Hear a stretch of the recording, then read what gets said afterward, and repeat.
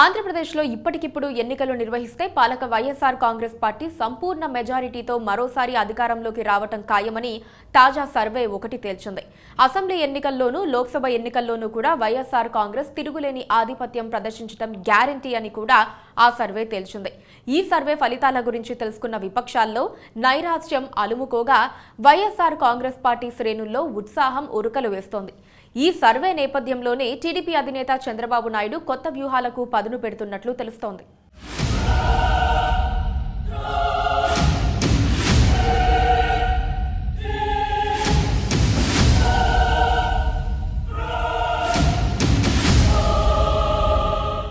ఏపీలో ఎప్పుడు ఎన్నికలు జరిగినా వైఎస్ఆర్ కాంగ్రెస్ పార్టీ మరోసారి అధికారంలోకి వస్తుందని సర్వేలు తేల్చి చెబుతున్నాయి. గత ఏడాదిలో ఏపీలో 3 సార్లు సర్వే చేసిన టైమ్స్ నౌ సంస్థ 25 లోక్సభ స్థానాలున్న ఆంధ్రప్రదేశ్లో వైఎస్ఆర్ కాంగ్రెస్ పార్టీ 24 నుండి 25 స్థానాలు గెలుచుకుంటుందని ప్రకటించింది. అంటే ఫ్యాన్ పార్టీ క్లీన్ స్వీప్ చేయబోతోందని స్పష్టం చేసింది టైమ్స్ నౌ.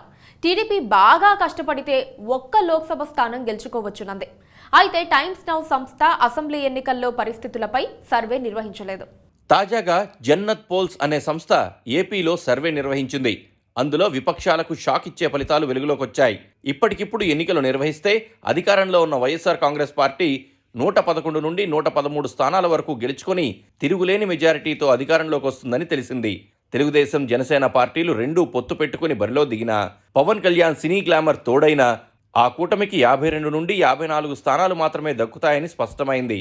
అయితే వీటిలో టీడీపీకెన్ని, జనసేనకెన్ని అన్న వివరాలు మాత్రం సర్వే బయటపెట్టలేదు. ఇక లోక్సభ ఎన్నికల విషయానికి వస్తే ఏపీలో 25 లోక్సభ స్థానాలు ఉండగా వైఎస్ఆర్ కాంగ్రెస్ పార్టీ 17 నుంచి 19 స్థానాలు గెలుచుకుని ఢిల్లీలో జెండా ఎగరేస్తుందని తేలింది. టీడీపీ జనసేన కూటమికి 4 నుండి 5 స్థానాలు మాత్రమే వస్తాయని సర్వేలో తేలింది. టీడీపీ జనసేన కూటమి ఎక్కడి నుంచి పోటీ చేయబోయేది ఇంకా స్పష్టం కాలేదు. ఎవరెవరు ఎన్నెన్ని స్థానాల్లో పోటీ చేస్తారో క్లారిటీ రాలేదు.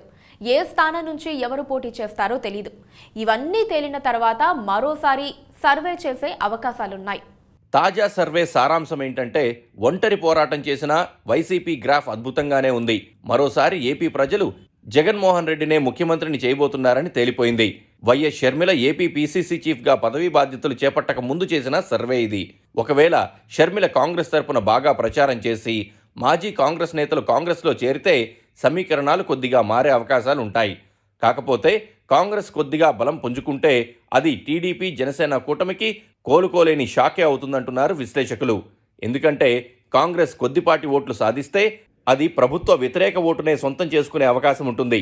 అంటే అవి టీడీపీ జనసేన కూటమికి పడాల్సిన ఓట్లే.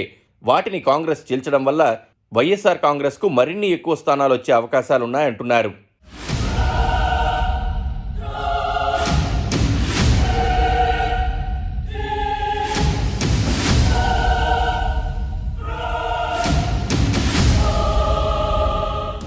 వీటిని అధిగమించడానికి ఏం చేయాలో పాలుపోక టీడీపీ అధినేత చంద్రబాబు నాయుడు తర్జన భర్జనలు పడుతున్నట్లు సమాచారం.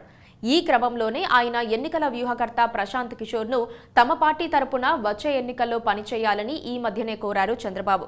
అయితే ఎన్నికల వ్యూహకర్తగా తాను ఎవరికీ పనిచేయటం లేదని, ఆ వృత్తిని మానేశానని ప్రశాంత్ కిషోర్ క్లారిటీ ఇచ్చారు. కొద్ది వారాల క్రితం పీకేని నారా లోకేష్ ప్రత్యేక విమానంలో గన్నవరం తీసుకెళ్లి అక్కడి నుండి చంద్రబాబు దగ్గరకు తీసుకెళ్లటం, బాబుతో పీకే భేటీ కావటం తెలిసిందే. అప్పట్లోనే పీకే టీడీపీ తరపున ప్రచారం చేయబోతున్నట్లు టీడీపీ లీకులిచ్చింది. అయితే అందులో వాస్తవం లేదని పీకే తాజాగా ఓ ఇంటర్వ్యూలో స్పష్టం చేశారు.